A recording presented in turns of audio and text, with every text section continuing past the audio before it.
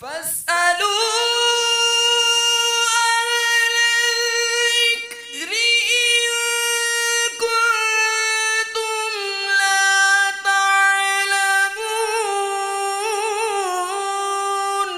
تو اے لوگو علم والوں سے پوچھو اگر تمہیں علم نہ ہو۔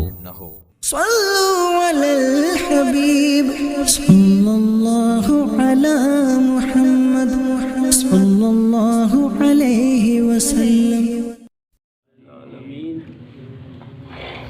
الحمدللہ رب العالمین والصلاة والسلام علی سید الانبیاء والمرسلین، اما بعد فاعوذ باللہ من الشیطان الرجیم، بسم اللہ الرحمن الرحیم، الصلاة والسلام علیکہ یا رسول اللہ وعلی آلک وصحابک یا حبیب اللہ۔ میں مبارکباد پیش کرتا ہوں نذیر صاحب کو، ظفر صاحب کو، قاسم صاحب کو۔ رات کو ماشاءاللہ بہت اچھی محفل انہوں نے کروائی، اللہ ان کو جزائے خیر عطا فرمائے۔ سب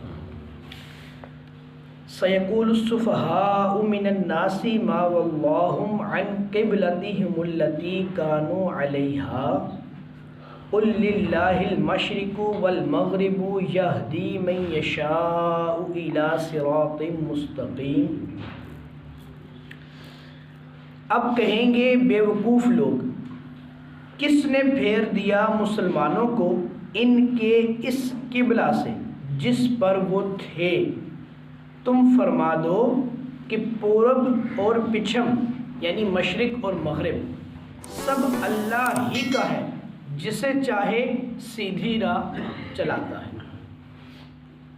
بے شک اس آیت کا شان نزول یہ ہے کہ مفسرین نے ایک قول تو یہ کیا ہے کہ یہ یہودیوں کے بارے میں نازل ہوئی، کہ یہودیوں کا جو قبلہ ہے وہ بھی بیت المقدس تھا، تو ان کو اس چیز سے بڑی تکلیف ہوئی کہ یہ ہمارے قبلہ سے کیوں پھر گئے، تو ان کو یہ تبدیلی ناگوار گزری۔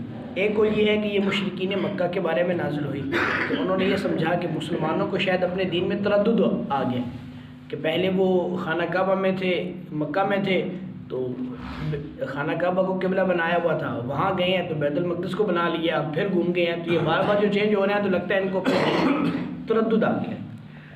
تو اس طرح کی مختلف اس کی وجوہات بیان کی گئی ہیں۔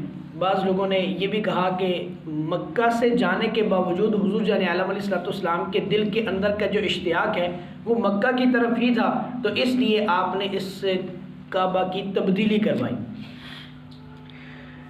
لیکن بیسیکلی وجہ یہ تھی کہ حضور علیہ السلام کو خانہ کعبہ جو تھا یہ پسند زیادہ تھا، مطلب دلی لگاؤ تھا اس طرف، تو اس لیے حضور علیہ السلام کے دل کی محبت کی وجہ سے اس کو چینج کیا گیا۔ یہ اگلی آیات میں ساری حضور کی جو دلی کیفیت تھی وہ بیان ہوگی۔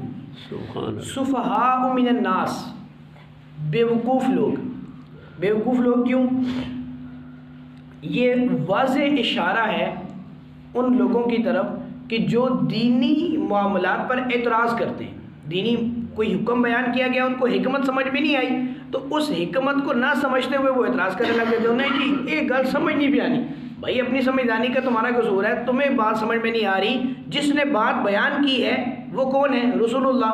جن تک وہ حکم پہنچایا گیا وہ کون ہے؟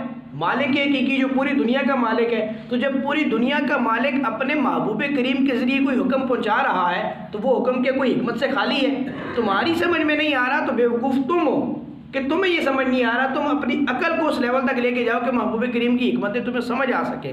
تو اس کا مطلب یہ ہے کہ بیوقوف جو ہے وہ شخص بیوقوف ہے جو حضور علیہ السلام کی بات کو سمجھتا نہیں۔ پھر دوسری بات یہاں پر بیوقوف کہنے کی وجہ کیا تھی؟ دوسری وجہ یہ تھی کہ سابقہ کہ وہ اس وقت کے یہودیوں اور عیسائیوں نے اعتراض کیا، تو سابقہ انبیاء کی جو کتب تھیں ان میں حضور علیہ السلام کا ایک لقب درج تھا۔ لقب کیا تھا؟ ذوالقبلتین۔ حضور علیہ السلام کا لقب تھا کہ آپ دو قبلوں والے ہیں، قبلہ کو تبدیل کرنے والے ہیں، پہلے ایک قبلہ کی طرف منہ کر کے نماز پڑھیں گے پھر دوسری طرف منہ کر کے نماز پڑھیں گے۔ تو یہ تو بیسیکلی حضور علیہ السلام کی وہ جو لقب تھا وہ پورا ہوا، تو یہاں پر تو ان کو یہ چاہیے تھا کہ وہ فوراً ہی مان لے آتے کہ بھائی یہ تو واقعتاً وہی نبی ہیں کہ پہلے ایک قبلہ کی طرف منہ کر کے نماز پڑھی اب دوسری قبلہ کی طرف منہ کر کے نماز پڑھیں۔ پھر دوسری بات یہ ہے کہ اس میں ما واللہم عن قبلتہم التی کانوا علیہا، چونکہ مسلمانوں کو خانہ کعبہ کی طرف منہ کر کے نماز پڑھنے کا حکم دیا گیا، تو اب یہ بھی دیکھا جائے کہ بھئی یہ کیا وہ قبلہ تھا جو حضور علیہ السلام کے لیے ہی بنایا گیا؟ تو ایسا نہیں ہے۔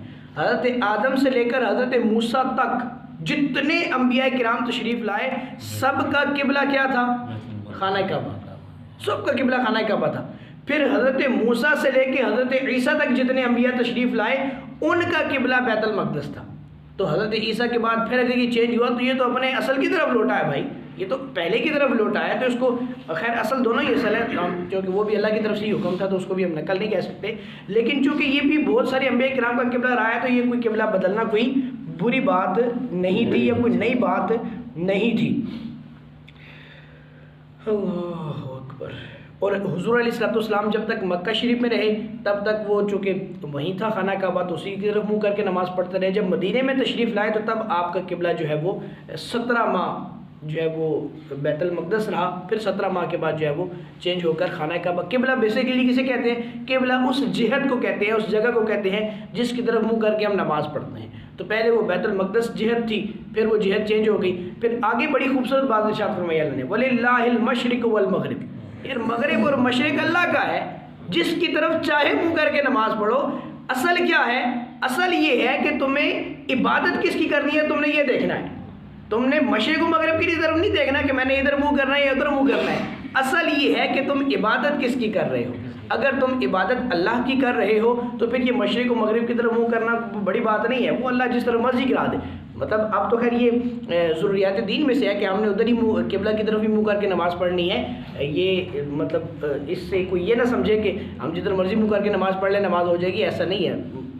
قبلہ کی طرف منہ کر کے نماز پڑھنا یہ شرائط نماز میں سے ہے کہ یہ نہیں پورا ہوگا تو نماز ہی نہیں ہوگی۔ لیکن یہاں پر اللہ ان لوگوں کو چوٹ کرنے کے لیے سمجھانا چاہ رہا ہے کہ ادھر منہ کرنا یا ادھر منہ کرنا بڑی بات نہیں ہے، بڑی بات یہ ہے کہ تم عبادت کس کی کر رہے ہو۔ اگر تم اللہ کی عبادت کر رہے ہو تو پھر یہ چیزیں میٹر نہیں کرتی، یہ تو حکم ہے پر ٹھیک ہے جدھر منہ کر کے آیا نماز پڑھ لی، جس طرف اللہ نے فرما دیا اس طرف منہ کر کے نماز پڑھ لی، یہ چیز میٹر نہیں کرتی۔ میٹر یہ کرتی ہے کہ تم اللہ کے ساتھ شرک تو نہیں کر رہے، اللہ کے ساتھ کسی دوسری ایسی بات کو شریک تو نہیں کر رہے کہ جو اس میں نہ ہو۔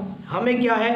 ہمیں تو حکم یہ ہے کہ ہم اس کے حکم کے پابند ہیں، جدھر اس نے کہہ دیا بس چپ کر کے ادھر ہی منہ کر کے نماز پڑھنا شروع کر دو، کیونکہ ہم نے اس کی عبادت کر لی ہے۔ وہ کہتا ہے ادھر منہ کرو، ہم نے ادھر کر لیا، وہ کہتا ہے ادھر کرو، ہم نے ادھر کر لیا۔ بیسیکلی یہاں پر جھکنا مقصود ہے، عاجزی مقصود ہے، اللہ کی بارگاہ میں اپنے سر کو اطاعت کی طرف لانا مقصود ہے۔ اللہ مجھے اور آپ کو ان باتوں پر